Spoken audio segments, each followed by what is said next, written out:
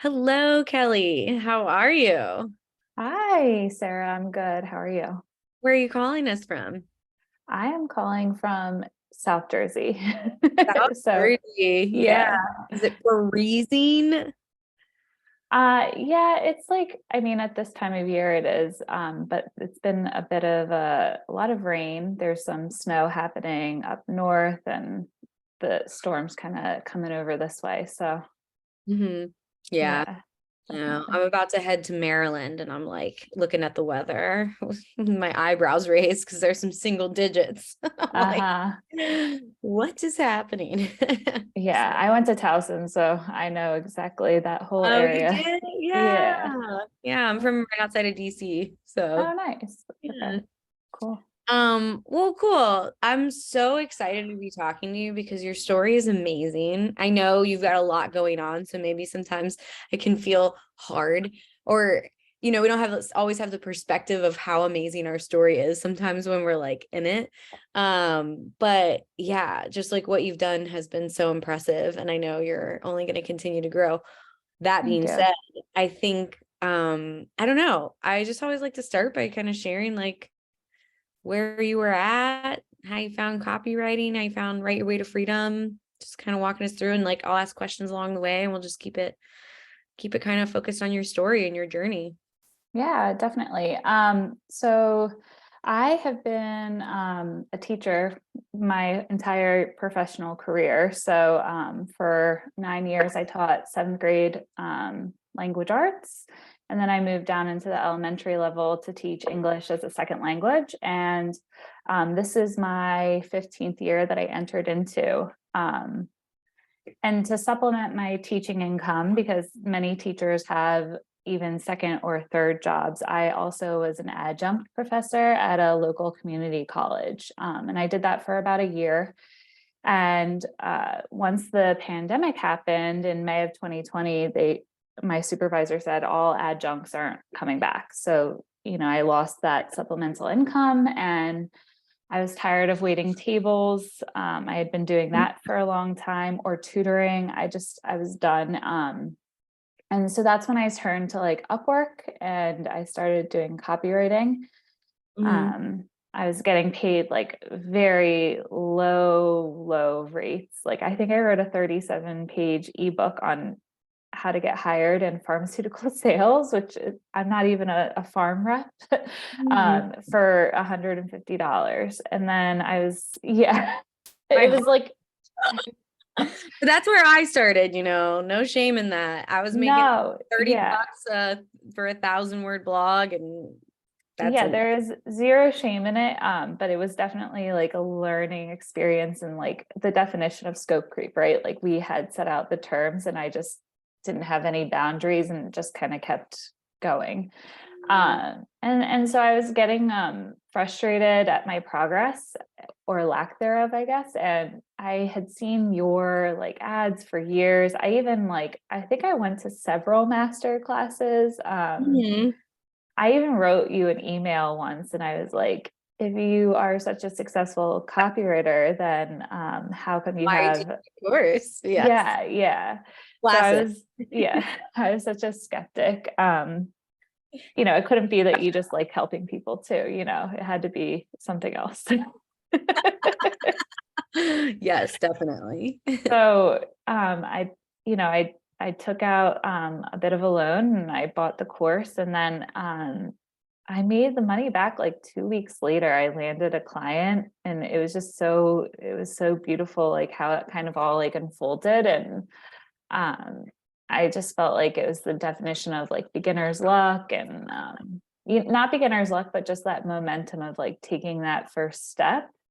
Mhm. And I felt like it's kind of some kumbaya stuff, but Yeah. like I felt like the universe was like, you made a decision and now like we're gonna reward you for that decision. And Mm. um yeah, so I've hit the ground running with that. Like I definitely bounced around in the course. So because I was like, I have a discovery call. I just bought this. So like I'm gonna be Yeah. looking at that module first. And then kind of just built up my client base that way. So yeah, that's that's how it kind of all happened. So you That's kind of, started writing, so you earned the money back in like 2 weeks. Were you writing blogs? Like, what did you start out with?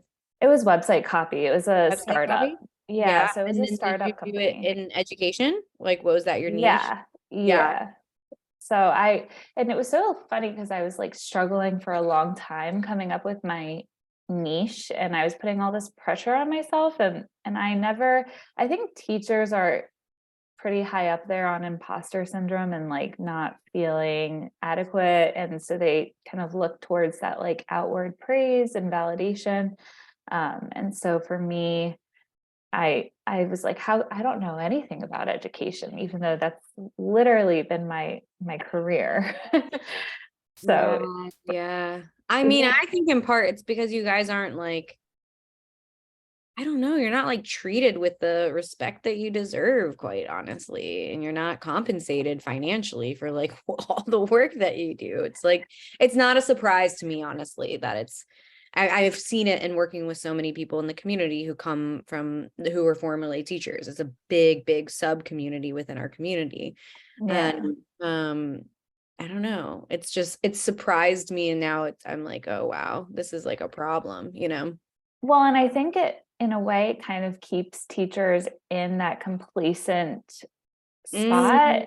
Mm. Like for me, you know, as I got a little bit stronger with my own mindset and all of that, I started to see how like the way the education industry and schools in particular will try to keep teachers in that box, because they don't want them to realize how much potential they have, because otherwise if they did, it would be Mm-hmm. different. And that's why I think we're seeing a lot of the teacher shortages and the crisis now, because of that lack of validation and lack of respect, lack of support.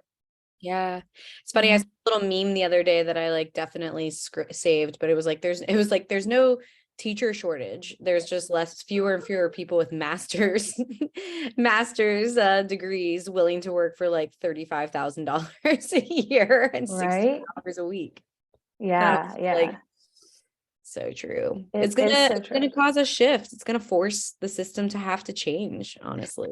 Yeah, And I'm excited. I mean, you know, I think teachers have an identity and they identify as being teachers. And once, you know, I'm no longer a Mhm. teacher, I quit. I resigned in November. So it's that like unbraiding of that Mhm. whole identity. You know, it's a part of me, but I think it's going to be interesting to see what happens next.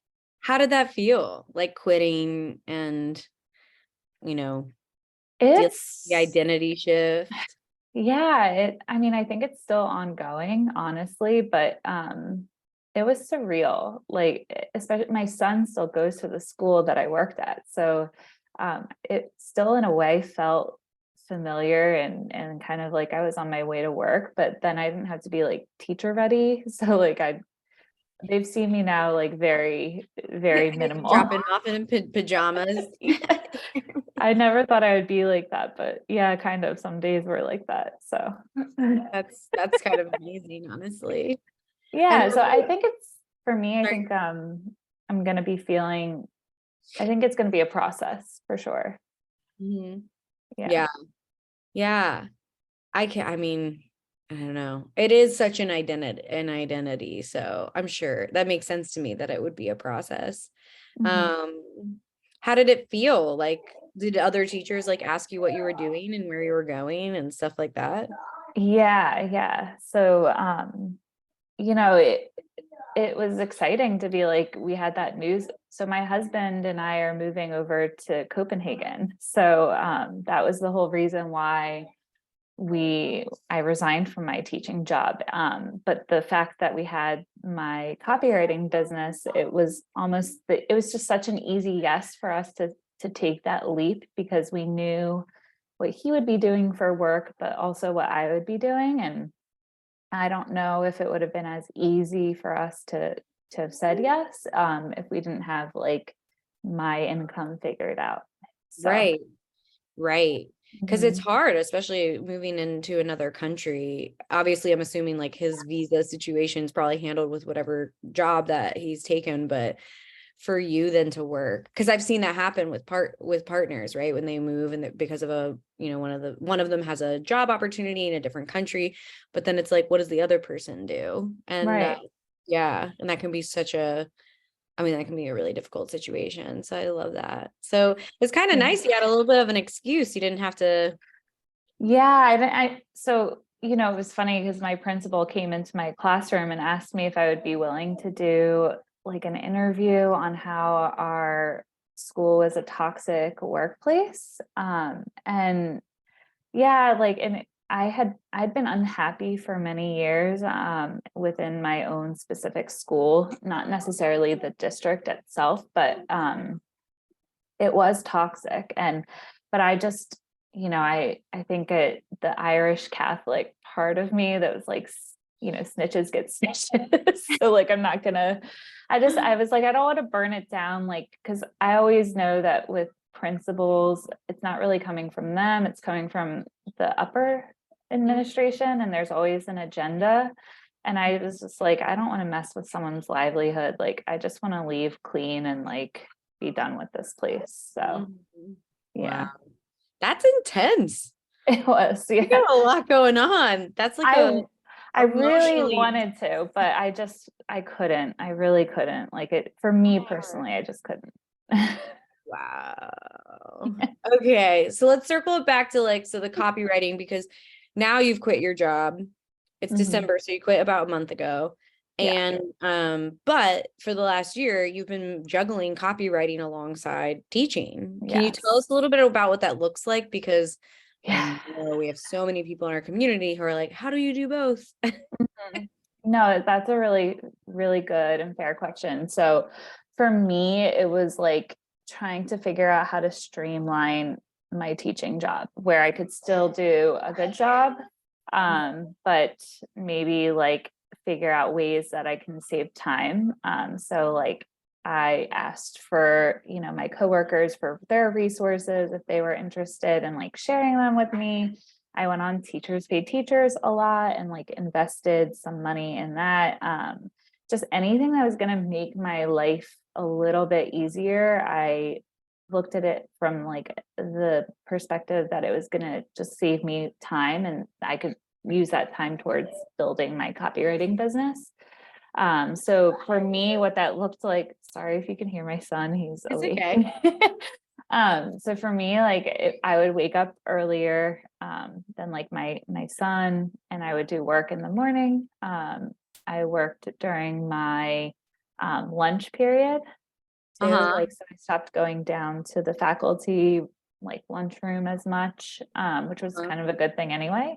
And then when my son went to bed, like ideally it wasn't the best situation, but like I saw like the return of the investment like 2 weeks later. And so I was just hungry to like keep accelerating. And so that really put a fire in me. And I just figured like anything to streamline my work, I was going to do it.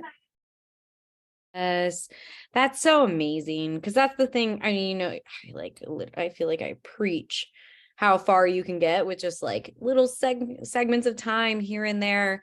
And Yeah. I feel like it takes some people a long time to really like believe me when I say that. But I've just seen so many people like come through this program like you really like maximize like little pockets of time here and there and Hmm. not sit down for 8 hours and make it work for them. And so Yeah. I don't know. I think that's so powerful because we don't realize how we have these like little pockets that can really amount to a lot, you Yeah. know? And for me, as someone who would like, I usually quit before I can begin anything. That's really been like a thing in my life where like I get these brilliant ideas and then I'm like, no, because the whole thing of it is so overwhelming and Right. overpowering that I can't even like begin because I'm just paralyzed to take that first itty bitty little step. So like even on the days when I really didn't want to like do anything, like I'd either one just not, or I 9 times out of 10 I would just copy. I'd do like I'd handwrite copy, and I felt like that was still creating that momentum without losing it and putting the pressure on myself, like, oh, I didn't do it, so now I've failed, you know. Right, right. Because there's like a lot of things where it's like, okay, I can watch like one little video and then tomorrow maybe I'll do the workbook. And it's like, I mean, that's why I built it the way I built it. So, because I know that's how I started. I Right. started when I was, working full time. It wasn't, I don't know. And so figuring out how to make that happen is like essential for, yeah. So did you Yeah. ever think it was going to be your full-time job, or was it always, did you think it was mostly for a side hustle, or how'd that look for you? I thought it would be a side hustle for sure. Yeah. I I love it never when that thought that. happens. I can't lie. I love that when people are like, yeah, it'll just be a side hustle. And next thing they know, they're like, nah, I'm going all in. Yeah, like, I mean, we couldn't, it was just incredible. Like my first monthly, like my first retainer client, I still have them. And at first it was like 1,500 a Mhm. month, which is great, you know, it was awesome. And then it was kind of divine timing because they knew I was a teacher, and they loved that because, you know, I think in the education niche especially, it gives that fresh perspective. And Mhm. um, they were like, in June, they're like, could we pay you 5,000 a month? And I was like, yes, of course you could pay me 5,000. Like they were asking me if they could. I was like, yeah, that sounds Yeah. great. Like I'll do that.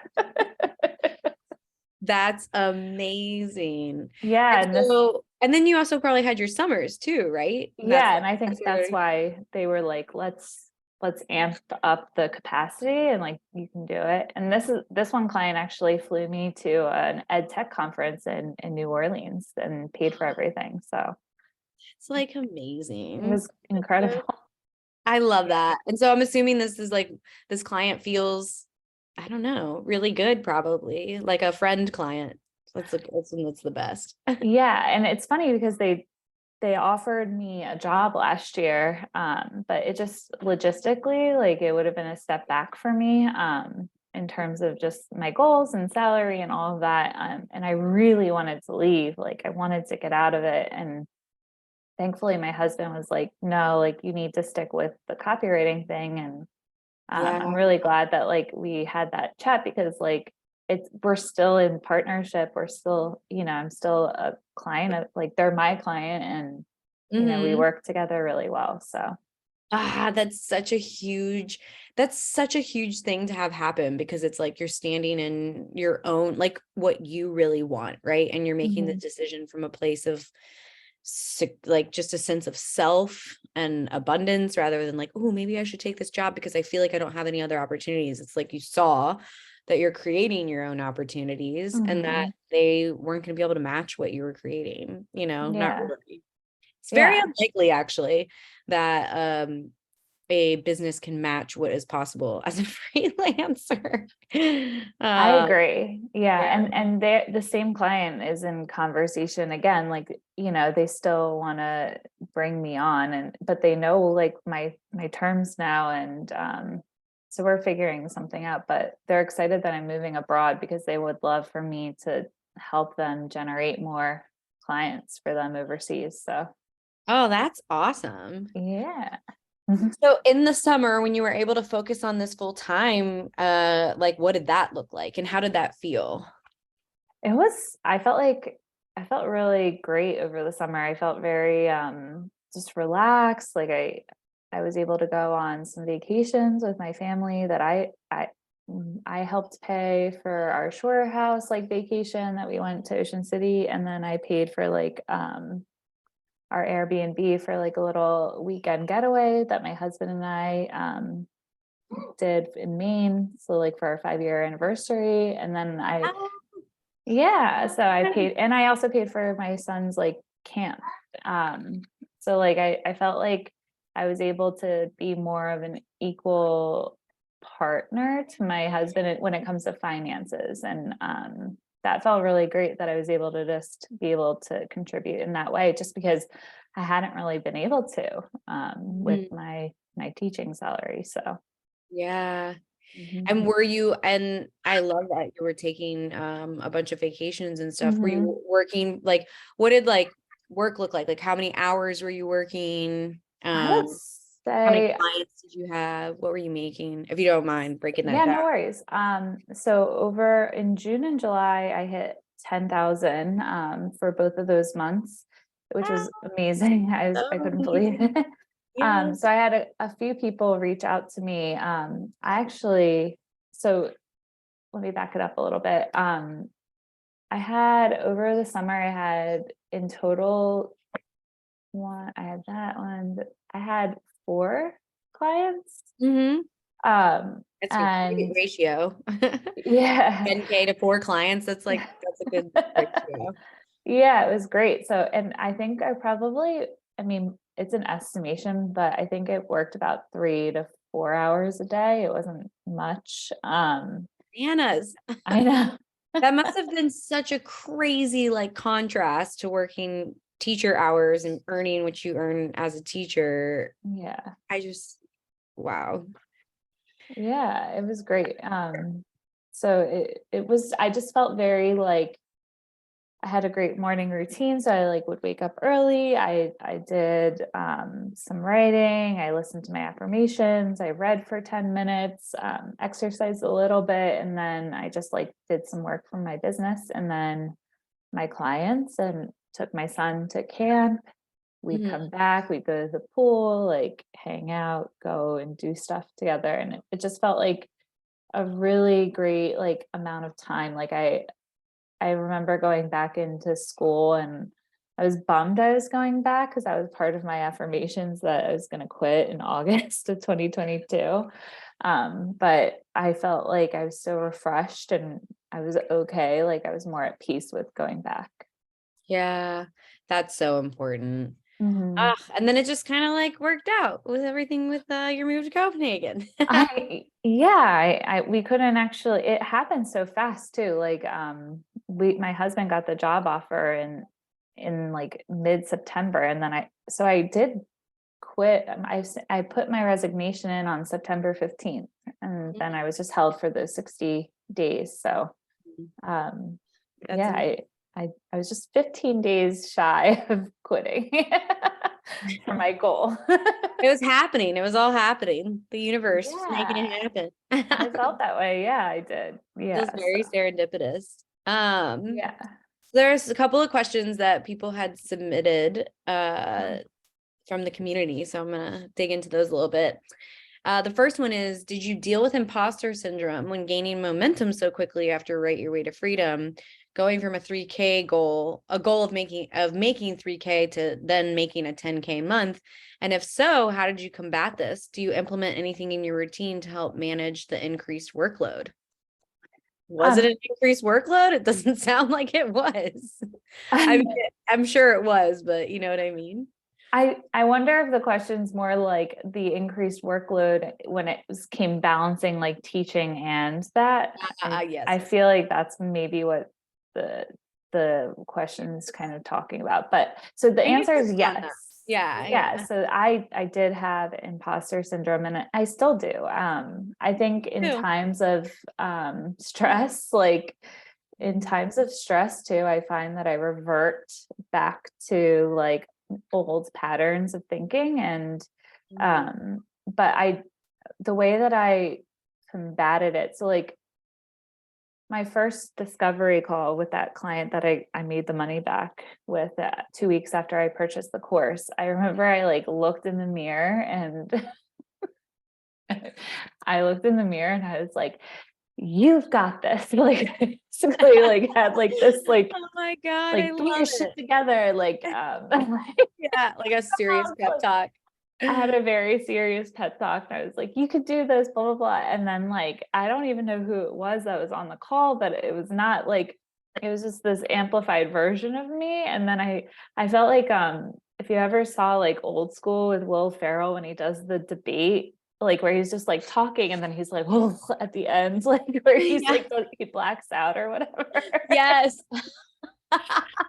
That's kind of how it felt like I was operating on this other level. And then I came back and I was like, who was that? I don't know who it was, but that was great. And then I landed the client, which was awesome too. But I think just having pep talks with yourself, and really creating I had daily affirmations with that would combat the imposter syndrome. So like knowing that I had negative pattern thinking, like I just would say like, that's just a one part of not even the whole picture, and it's not even right. And I would just ask myself if it was true. Um, Yeah. Mm, not, it never really is. So it's so yeah. true. That's why it's such important work. Because usually you can even sometimes you can even figure out where it came from. You're like, oh, Hmm. I know who said that to me all growing up or something. Yeah, I think it's more like curiosity now. And it's a muscle. Like like anything, you have to just work at knowing that about yourself, and then just trying to combat it with positive things that like you already know are true about yourself. Yeah, totally, totally. How you get your brain to believe it too. Yeah, I think so. Yeah. So what advice would you give when reaching out to clients, and how did you know you were ready? Um, so what advice would I give to when reaching out to clients? So I think just validating, especially if just validating your own experiences, and just knowing that, you already purchased the course, you're creating momentum as it is, like making just even that act, that was obviously a belief that you had in yourself. And so Hmm. I think just writing, Emily actually told me to come up with like an evidence list of all the things that like prove that you've done so many great things. And like I, I think we don't recognize like our accomplishments, and so if you have that written down in front of you, it gives you that confidence to do it. But I will say that I didn't really reach out to clients. um, I would just post on LinkedIn. That felt very much my speed when it came to client acquisition, and I just let them kind of come to me instead of me getting to them. But I'm working on that, and that's like a block of mine. I do need to cold outreach more. I want to. Yeah, yeah. Well, I mean, it's like everybody has, that's why there's so many different strategies in the course, right? Like Mhm. there's things that work for people at different parts of life as well, different seasons, depending on like the urgency of needing to bring in clients is a big one, right? Uh, Yeah. comfort level, how you're feeling ready. But yeah, I mean, waiting until you're like fully ready though, I don't know that I'd ever Yeah. recommend. No, because you're never ready ever. Yeah. You never feel ready, I think getting comfortable with people just saying no. I mean, you're never gonna have to see the person, and the I met with Jacob a couple weeks ago, and he was saying like, you're actually helping them because they have to Yes. pour through so many different like profiles, and just it's a lot of time and energy to find a copywriter. And so when you kind of present yourself, it takes a load of time off of someone's hands. So if you look at it from that perspective, you're helping them, it's a win-win situation. Totally. I've had people, I mean, I've gotten lots of bad cold outreach, but the ones that of the people that I'm actually working with, I'm so grateful they found me and like reached out Mhm. to me and like, wrote a really beautiful pitch and caught my attention. Cause, there are people that I've been working with now for like going on like 2 years because they cold Mhm. outreached me. So it's like I've been on both sides, right? I've reached Mhm. out to people and had success in that way, but I've also had it where I'm like, oh, thank goodness you sent that. Like cold, Yeah. oh, we wouldn't be here. I did reach out, like I started reaching out like cold outreach a little bit more. And I think I just make it sound like make it where it's comfortable for you. Like I stumbled upon this guy's interview on an EdSurge interview or something. And then I found him on LinkedIn. We had a lot of things in common. And I just said like, hey, you were a teacher, so was I. You're from New York, I'm from New Jersey. We obviously know that pizza's the best from the East Coast. So you want to chat? Like, you know, like you into That's it? so good. And That's he so loved it. good. Yeah, he loved it. So, and you know, there's things coming out of that. So I think if it just is if it sounds like you and it's genuine, then I think that's fine. Because at the end of the day, you're never going to see them again, and it's not like worth the stress of it. Oh, that's awesome. I like I just love your story so much. Thank you so much for sharing it with us. I think the only last question I would maybe ask is okay if he's here. Okay. Listen, I'm like all about I don't know. The life that we're creating is to like integrate it into our real life, you know what I mean? And I think that the world shifted and saw how kind of silly we've been trying to separate like life and Yeah, career. You know, like I was thinking that absolutely. interview with the like little kid came in with Yeah. the news person. And I'm like, this is how it should be. Like we're like, Yeah.